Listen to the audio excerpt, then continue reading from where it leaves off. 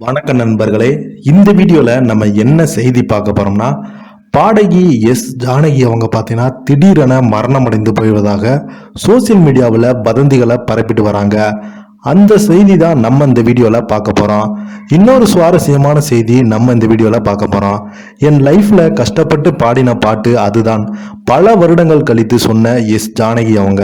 வாங்க என்ன தகவல்னு இந்த வீடியோல முழுமையாக பார்த்து தெரிஞ்சுக்கலாம். அதுக்கு முன்னாடி நம்ம சேனலை ஃபர்ஸ்ட் டைம் பார்க்குறீங்கன்னா சப்ஸ்கிரைப் பண்ணாதவங்கெல்லாம் சப்ஸ்கிரைப் பண்ணிக்கோங்க. பெல் பட்டன் சிம்பிள் அமைக்கி நம்ம சேனலோட நோட்டிஃபிகேஷனை எனபிள் பண்ணிக்கோங்க. நாங்கள் போடுற வீடியோ பார்த்தீங்கன்னா உங்களுக்கு உடனுக்குடனே வந்து சேரும். தமிழ் சினிமாவில் காணக்குயிலாக நுழைந்தவர்கள் தான் எஸ் ஜானகி. இவங்க தாய்மொழி தெலுங்கு என்றாலும் தமிழை அழகாக உச்சரித்து பாடக்கூடிய பாடகி இவங்க. கருப்பு வெள்ளை காலத்திலிருந்து பாட துவங்கிய பாடகி இவங்க. அப்போது பல திரைப்படங்கள்ல பல பாடல்களையும் பாடி வந்த பி சுசிலாவையும் பாட வைக்க முடியவில்லைனின் தயாரிப்பாளர்கள் ஒரே ஜாய்ஸ் ஜானகி தான் என்று சொல்லுவாங்க. அதுவும் சினிமாவுக்கு இளையராஜா வந்த பின்புதான் அவரின் இசையில் பல இனிமையான மனதை மயக்கும் பாடல்கள் ஜானகி அவங்க பாடியிருக்காங்க. இளையராஜா இசையமைத்த முதல் படமான அன்னக்கிளி படத்தில் ஜானகி பாடிய அன்னக்கிளி உன்ன தேடுதே, மச்சான பாத்தீங்களா ஆகிய பாடல்கள் ஜானகியை பாடினாங்க. இந்த பாடல்கள் பட்டி தொட்டி எங்கும் ஒலித்தது, மிக பிரபலம் அடைந்ததுன்னே சொல்லலாம் இந்த பாடல்கள் எல்லாமே. அதன் பின்பு தொடர்ந்து பாத்தீங்கன்னா இளையராஜாவின் இசையில் தனியாகவும் எஸ்பி பாலசுப்ரமணியத்துடன் இணைந்து பல நூறு பாடல்களை ஜானகி அவங்க பாடியிருக்காங்க. அப்போதெல்லாம் கதாநாயகிகள் தனியாக மகிழ்வாக அல்லது சோகமாக பாடும்படி படத்தில் ஒரு பாடல் கண்டிப்பாக வரும். அந்த பாடல்களை பெரும்பாலும் ஜானகி அவங்க தான் பாடியிருப்பாங்க. அப்படி குரலை மற்றி சிறு குழந்தை போலவும் வயதான மூதாட்டி போலவும் பாடுவாங்க ஜானகி அவங்க. மேலும் நிலா காய்து நேரம் நல்ல நேரம் பாடலில் வருவது போல கிரக்கமான சினுங்களை அவங்க செய்வது போல எந்த பாடையும் செய்ய முடியாது. பாடவா என் பாடலை என ஜானகி பாடினால் எந்த மனமும் உருகும்.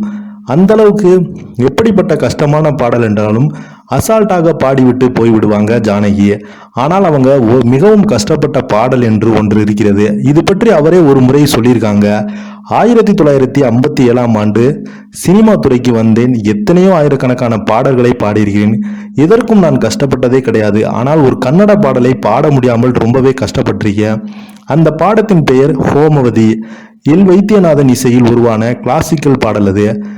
எஸ்.ஏ. கோபாலகிருஷ்ணன் வயலில் வாசித்துப்பார். 2 ராகம் கலந்து உருவான பாடல். ஒரே வரி ஒரே ராகத்திலும் அடுத்த வரி மற்றொரு ராகத்திலும் வரும். அது கூட எனக்கு ரொம்ப கஷ்டம் இல்லை.